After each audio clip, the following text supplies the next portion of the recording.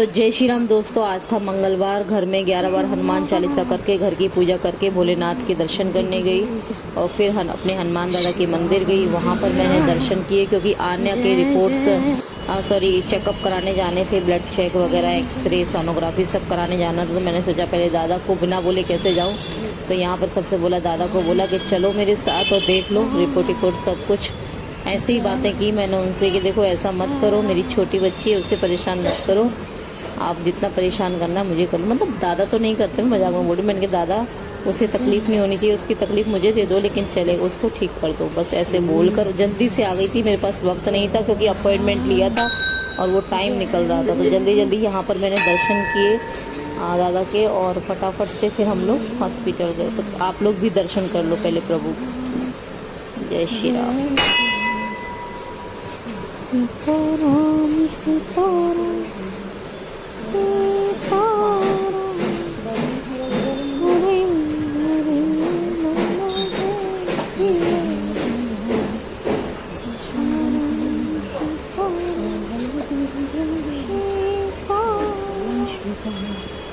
जय हनुमान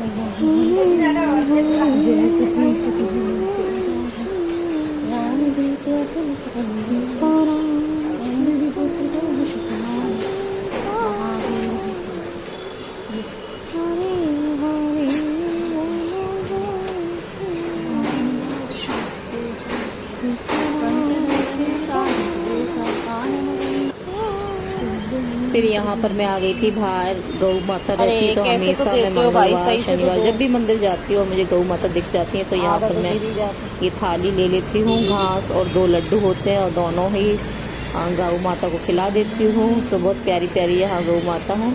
और ये जो काली वाली गौ माता है ना, ये मारती हुई है। इस समय मैं बहुत टेंशन में थी, लेकिन मेरे अंदर ये रहता है हमेशा। मैं थोड़ी भी अगर कोई टेंशन, बच्चों को लेकर थोड़ा ज़्यादा मैं हो जाती हूँ सेंसिटिव, छोटी छोटी प्रॉब्लम को लेकर भी।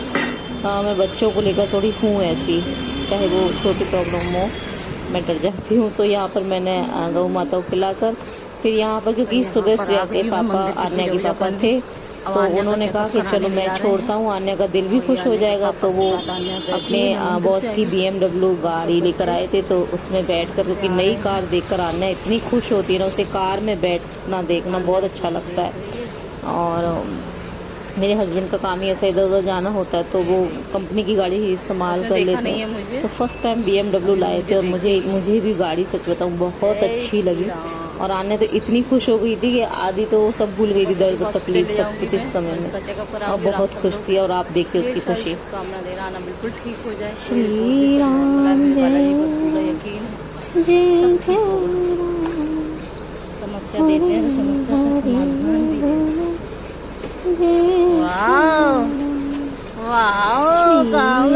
देखा आपने कितनी खुश हो रही है। और फिर हम पहुंच गए थे हॉस्पिटल और यहाँ पर जाके सबसे पहले पर्चा निकाला। और ये आपको पता है, ये जो हॉस्पिटल है ना, ये तो भी यहाँ हर चीज़, क्योंकि यहाँ पे सारे डॉक्टर बैठते हैं और एक्सरे, सोनोग्राफी, कुछ भी हमें कराना तो सब इसी हॉस्पिटल में हो जाता है।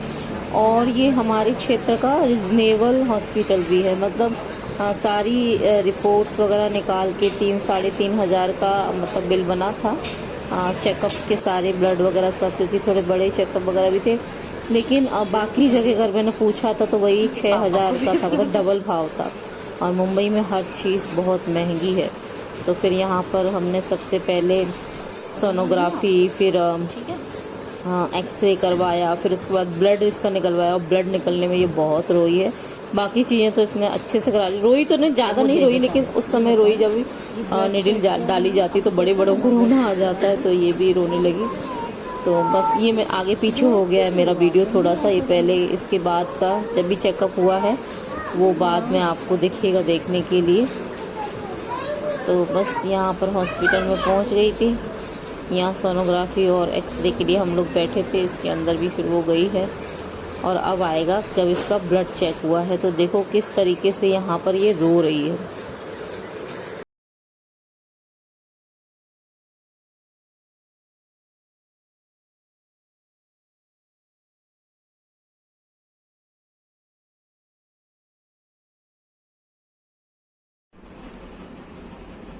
और यहाँ पर इसके पेट का सोनोग्राफी होना था, तो इसको हम पानी पिला रहे थे, कुछ भी खाने मना किया था। इसने फिर भी 1-2 पापड़ खाए थे, लेकिन उसको भी बीते 2 घंटे 2.5 घंटे हो गए थे। तो डॉक्टर ने बोला हो सकता है, कोई टेंशन नहीं है, बस पानी पिलाओ। तो पानी इतना कम पीती है, एक इसकी सबसे बड़ी प्रॉब्लम है। दोनों ही बेटियाँ मतलब पीती है, बार बार चाहिए, लेकिन थोड़ा थोड़ा पीती है, बहुत कम पीती है। और छोटे बच्चे शायद ऐसे ही पीते होंगे, लेकिन अब मुझे पानी भी इसको ज़्यादा पिलाना है, इसका ध्यान रखना है। तो फिर यहाँ पर चली गई थी सोनोग्राफी के लिए और एक्सरे के लिए आने।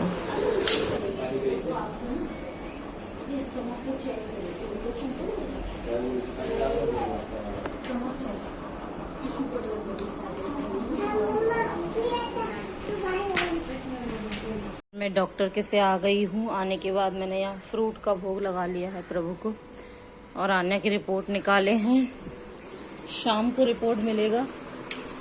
कुछ तो प्रॉब्लम्स है इसका, लेकिन शाम को बताऊंगी आपको कंफर्मली। यहाँ आने दाल चावल खा रही है, दीदी दाल चावल खिला रही है, घर का ही खाना खाने बोला है। और अभी इसने पपाया खाया था, जो अभी इतना छोड़ दिया है। तो और मेरा मंगलवार है, तो मैं भी फ्रूट खाने जा रही है। सब कट कर लिए, हम सब लोग साथ में मिलके खाएंगे। तो चलो जल्दी से फ्रूट खा लेती हूँ। एनर्जी बिल्कुल भी नहीं है, सुबह से पानी तक नहीं पिया है मैंने। फिर यहाँ पर शाम को चले जा रहे थे हम लोग लेने के लिए रिपोर्ट। तो पहले मैं मंदिर ले गई आन्या को।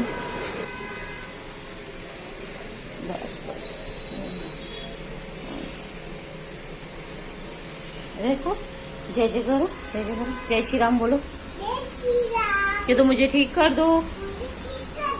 तो हन्नू मामा के पास आई है आन्या, अब जल्दी से ठीक कर देंगे हन्नू मामा। इधर आओ, इधर आओ, ऐसे ऐसे। ये लो जल लो, हाथ करो, पी लो।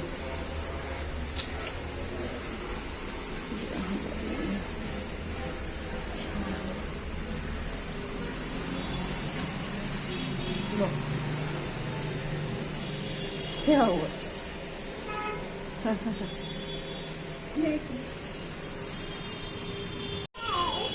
हाँ, जय जय का है। मजा आ रहा है? क्या आ रहा है? मजा आ रहा है? डॉक्टर के पास जा रही हूँ, तुम्हें मजा आ रहा है? ठीक है, बैठ के ऑटो में। तो जय श्री राम। अभी मैं डॉक्टर पे आई हूँ और यहाँ पर 2 रिपोर्ट कलेक्ट कर लिए हैं। ये सोनोग्राफी का और ये इसका एक्सरे। तो दोनों ही रिपोर्ट कलेक्ट कर लिए, लेकिन एक जो ब्लड चेकअप हुए इसके सारे, और मैं पेपर घर पर ही बोला है। तो अभी आन्या श्रेया को भेजा है पेपर लेने के लिए, तभी वो लेकर आएगी, तब जाकर वो रिपोर्ट्स मिलेंगी। ये 2 रिपोर्ट्स तो दे दी, और वो सच है उनको बिना पेपर के नहीं दे सकती, क्योंकि कई सारे ब्लड के टेस्ट हुए हैं। पेपर लेने गई है श्रेया, फिर डॉक्टर को दिखाते हैं। इधर आओ, इधर आओ, इधर तो आओ, इधर आओ, इधर आओ। ये क्या है बताओ, ये क्या है? पढ़ाई का नहीं, ये आपका रिपोर्ट्स है, ये डॉक्टर देखेंगे अभी। हाँ, इंजेक्शन लगवा दें आप? तो इधर आओ, बताओ किसने लगा, ये किसने लगाया था इंजेक्शन? क्यों क्यों लगाया? रोई थी आप? बट आप तो स्ट्रॉन्ग गर्ल हो ना। आपके पास तो जय जय है ना, हनुमान मामा है ना, फिर रोती क्यों हो आप? बताओ, इधर बताओ, रोती क्यों हो? हाँ, नहीं आप, हाँ बैठो बैठो।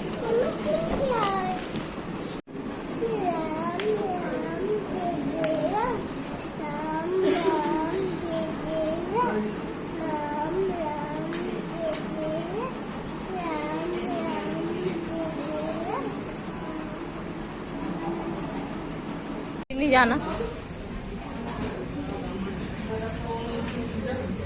धीरे धीरे।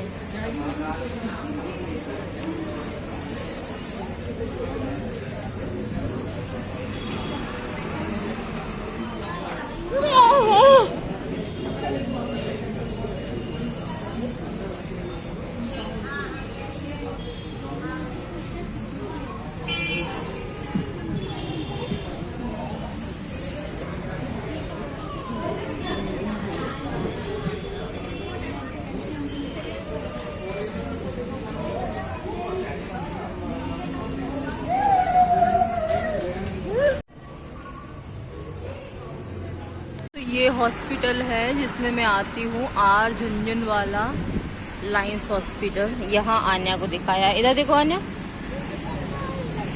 और श्रेया गई है दवाई लेने के लिए। श्रेया गई है दवाई लेने के लिए, सारी रिपोर्ट कलेक्ट कर ली है, ब्लड रिपोर्ट, सोनोग्राफी, सब कुछ कलेक्ट कर लिया है। अब जो दवाई लेनी थी वो दवाई लेनी है। और क्या बताया है रिपोर्ट में मैं आपको घर जाकर बताती हूँ। तो बस यहाँ से कुछ सामान लेना है, कुछ राशन का सामान मेरे को लेना था और डिमांड पास में ही है तो मैं ले लेती हूँ फटाफट से, वरना फिर कल से दोबारा आना पड़ेगा। और एक बार आने का, या पास में भी है तो भी मतलब 5-10 मिनट की रास्ता है, उसमें भी आने के लिए कम से कम एक बार में 100 रुपये लग जाते हैं आने जाने का। तो मैं सोच रही हूँ कि आई हूँ पास में तो डीमार्ट से जो सामान लेना है, तेल वगैरह ख़त्म हो गया है तो वो ले लेती हूँ, क्योंकि फिर बेटी के एग्ज़ाम है और उसको टाइम नहीं मिलेगा, और वो ही मेरे साथ आती है, उसका टाइम वेस्ट भी होता है। तो फटाफट से तेल लेना है और कुछ 2-3 सामान है राशन के, वो ले लेती हूँ, ठीक है। और फिर यहाँ आन्या को लेकर आ गई थी, यहाँ रैबिट वगैरह थे, एक शॉप था यहाँ पर ये सब मिलता है, तो बहुत खुश हो गई आन्या रैबिट को देखकर। तो यहाँ पर ले आई थी, थोड़ा मूड उसका फ्रेश करने के लिए, क्योंकि बाहर कुछ दिला नहीं सकती थी उसको। बार बार बोल रही थी मम्मी पानी पूरी खाना है, मम्मी ये चाहिए, मम्मी वो चाहिए। तो कैसे भी इसको डाइवर्ट कर रहे थे हम लोग दिमाग। और नीचे देखो रैबिट, नीचे देखो रैबिट।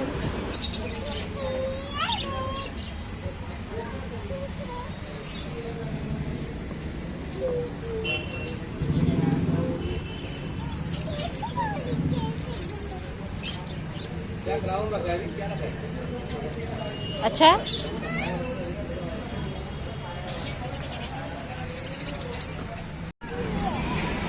फिर श्रेया यहाँ पे डीमार्ट में चली गई थी और फिर यहाँ पर फ्रूट मिल रहे थे तो आने के लिए कुछ फ्रूट लिए मैंने, और आने मेरे साथ बैठी थी। श्रेया आ गई थी, थोड़ी देर हम लोग बैठे रहे, दिमाग को शांत किया, क्योंकक्योंकि बहुत ज़्यादा थक गए थे, आज सुबह से भाग रहे थे। बस थोड़ी देर वहाँ ऐसे ही बैठे रहे।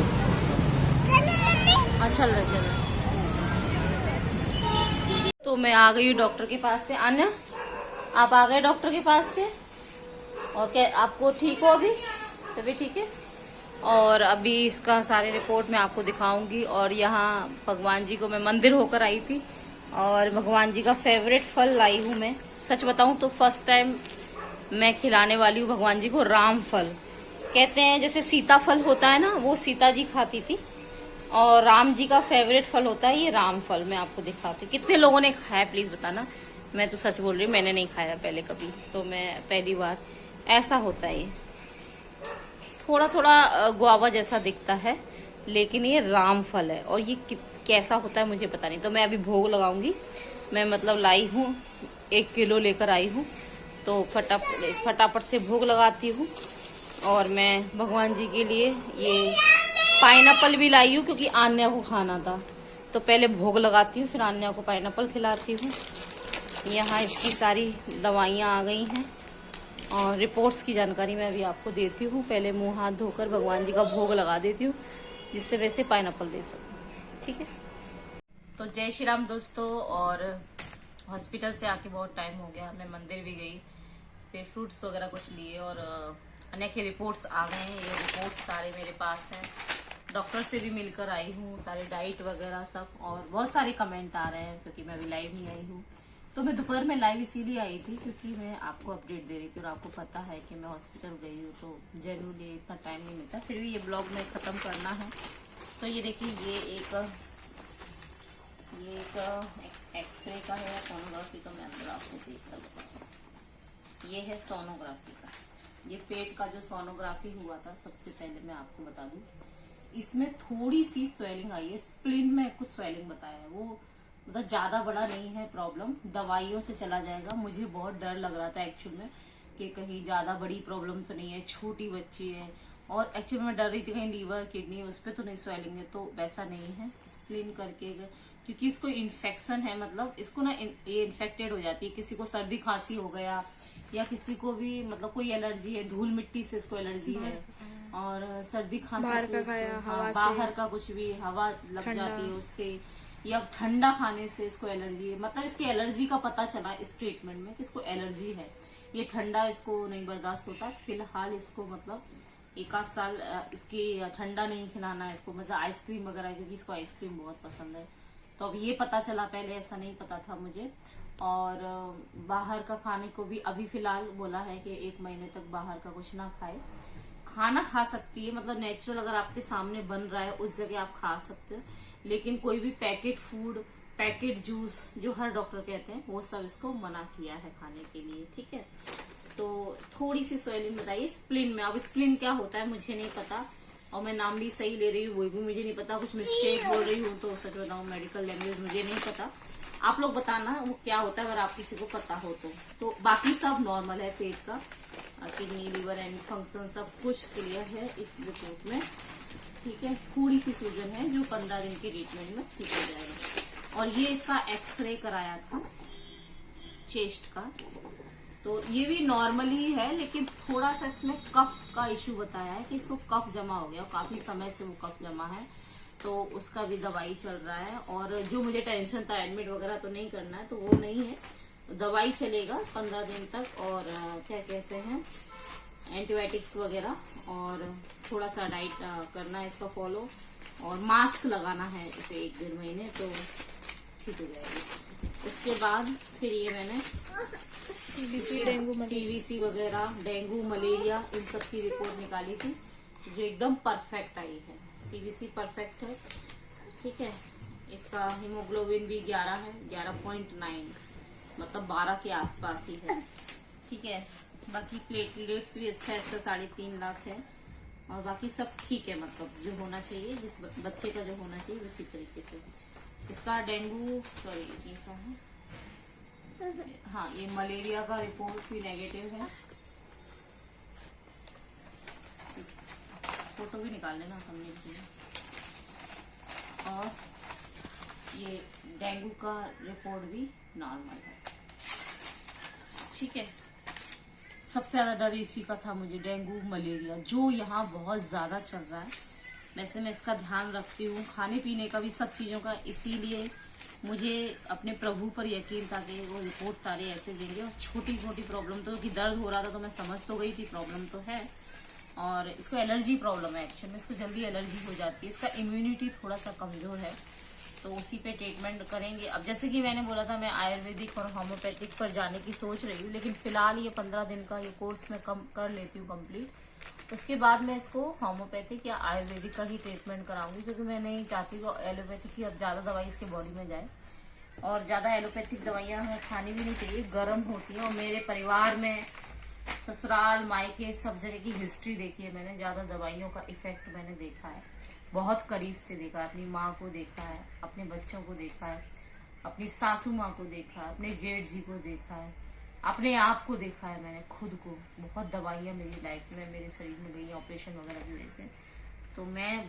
बहुत डरती हूँ कि मेरे बच्चे ना खाएं, और मैं सबके बच्चे जो भी देख रहे हैं ना, किसी के भी बच्चों को मैं कोशिश करती हूँ कि यही संदेश दूँ कि आप एलोपैथिक दवाइयाँ ना खाएं। तो रिपोर्ट्स आपके सामने आ गई है, आप 15 दिन की दवाइयाँ दी गई हैं, दवाइयाँ मैं ले आई हूँ जो अभी मैं देने जा रही हूँ। इसे 5 दिन 6 दिन लगातार निबुलाइज करना है, दिन में 4 बार, और वो पावरफुल वाली कैप्सूल दी है उसमें डालने के लिए। तो बस आज का यही था, और थैंक यू आपकी गुड विशेष के लिए, बहुत अच्छे अच्छे कमेंट किए आप लोगों ने।